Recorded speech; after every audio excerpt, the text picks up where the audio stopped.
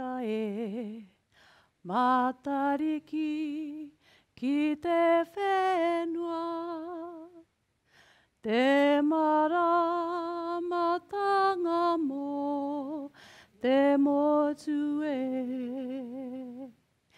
Ki a tipu hai puawai honore, mō te pā ni mō te rā wakore. When Ngāti penned that waiata back in 1960, she was literally praying that the bounty that she saw forecast in the stars, that matariki, praying that that bounty wouldn't flow back to her. She was praying that it would flow to the pani and the rawakore. She was praying that those struggling under the weight of impoverishment might actually receive that bounty. Today, this very day, so many people in Aotearoa are still waiting for Ngāti prayer to be answered. In 2017, the Child Poverty Monitor found 290,000 children in our country living in poverty. 290,000. What the heck, Aotearoa? And you know, for those 290,000 children, life is nothing but stress. It's never having your needs met. It's never having enough of anything at all. It's going to school and operating under everybody else's assumption that you actually had something to eat last night, that you had breakfast that morning, that the biggest thing that you've got to worry about is your homework, or maybe what you might wear to Mufti Day. I've spoken to young children who have carried the stress of actually figuring out how they're going to steal some milk on the way home because the baby was crying when they left for school that morning. So back in 2014, I was fortunate to have a cuppa with a bunch of good mates. And yeah, like many of you, I guess, we spent a fair amount of time trying to find who to blame about this problem. We blamed the politicians, of course. We blamed the leaders in our community, and we bellyached for a good hour. And then just about after the carrot cake, we caught ourselves. We caught ourselves in what we were doing. And we asked a very important question. What are we going to do about it? Not what are they going to do about it, what are we going to do about it? And in that question, we actually found a way through. We accidentally discovered a scheme to disrupt poverty in real and meaningful ways. In essence, it's advanced recycling. We collect the surplus from communities who have more than enough. We sort it, we wash it, we get it ready, and then we take it and we deliver it into neighbourhoods where people are struggling. And the mechanism we use for that delivery is a one-day pop-up shop. A one-day pop-up shop where everything is free. Our goal, get everything out the door by the end of the day, because guess what? We don't want to take it home. Now that scheme has been operating since 2014 and very, very successfully. Now, my gift of love from the Tairāwhiti to the Tai Tokerau today is a simple little recipe that any of you can use. So I offer you today 5 basic ingredients to disrupt poverty. 5 very simple and easy things that you can do, you and your mates. The very first thing you need to be a disruptor, volunteers. Ideally, you'll get someone with a great garage, with a good trailer, and with networks to die for. Good volunteers are the absolute heart of this kaupapa. The second thing you need is storage. The thing about this kaupapa is that you're recycling other people's surplus, right? You need donations. Donations of things that are still in great nick and you would feel proud to give to somebody else. just because you're poor doesn't mean that you ought to have to put up with everybody else's rubbish, right? It's a little bit disrespectful. So donations are key, and they are the absolute grist of your pop-up store. Now, when you start collecting donations, you create the need for storage. As a group of volunteers, we decided very, very early that we didn't want to be mucking around with funding applications, with establishing any kind of structure. We certainly didn't want to have to deal with money and bank accounts, and we really were not interested in reporting. We had enough of that in our day jobs.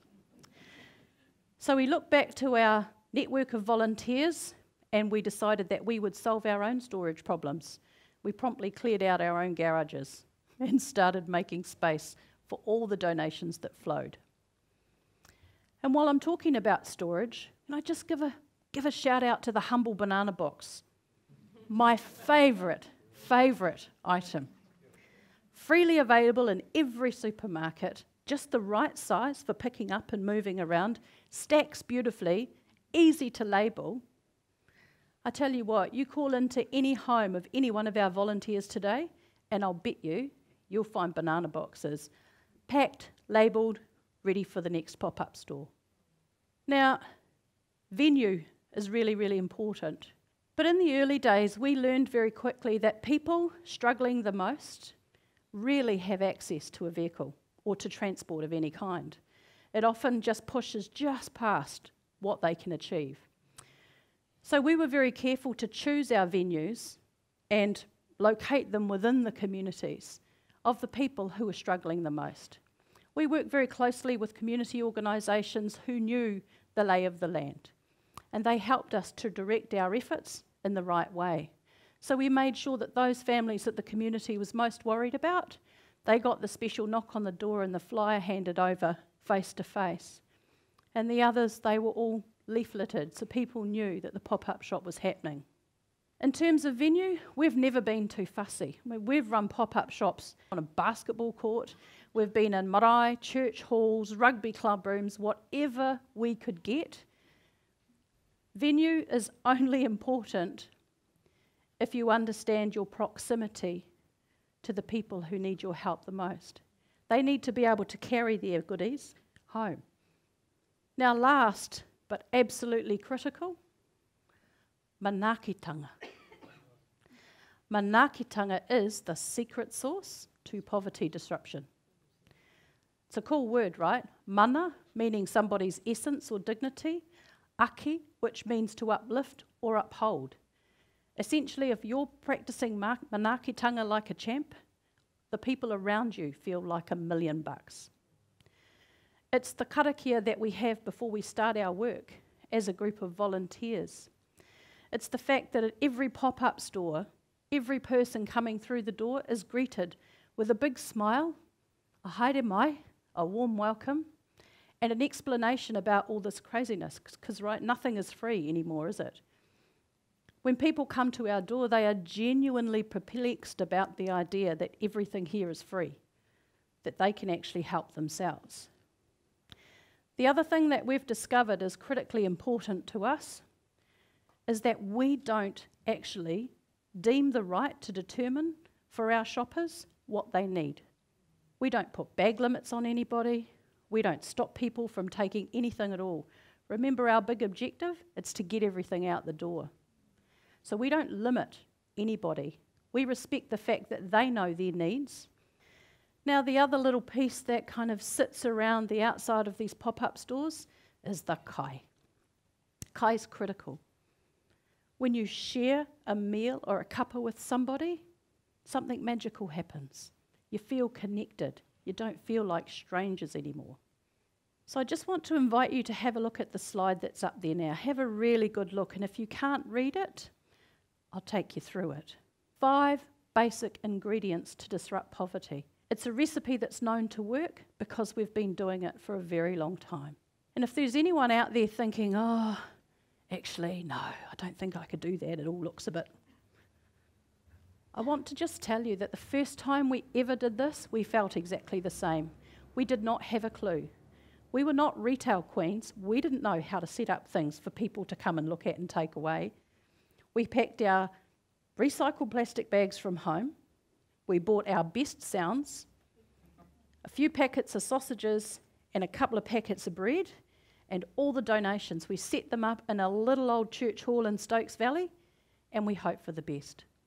One of my favourite memories, one of my favourite stories, is about this young dad who came to our very first store. He didn't know what he was doing. We didn't know what we were doing. It was ka pai. Now, this young man, he'd lost his job. He'd lost his job. And for 2 years, he hadn't seen his children. He was estranged from his partner. He hadn't seen his children because he was whakamā. It was Christmas time, and he had nothing to take them. No Christmas presents, nothing. And so he was whakamā. He came to the shop in the hopes that he might find something that he could take for his daughters. And you know, he spent 2.5 hours with 3 bags on his arm, carefully sorting and collecting all of the things that he knew his daughters loved. 3.5 hours. Then he went along to the complimentary gift wrapping section, had them all wrapped, wrote the little cards, and he left with a happy heart because at last he was going to see his girls. This is what poverty disrupted looks like. This is what poverty disrupted feels like. So, we set up the pop-up shop, we remove the financial barriers, we pump manaaki like it's 1999, and all of a sudden, people can meet their needs on their own terms. People can gather things and be generous and gift. For just a small moment in their lives, they experience goodness. And for some of them, it's been a very, very long time since they did. So that tutukaka is the gift of love from Tairāwhiti, from Hikurangi Maunga, kia koutou. If our whānau can benefit from this little idea and these 5 basic ingredients, your whānau can too. Kia ora.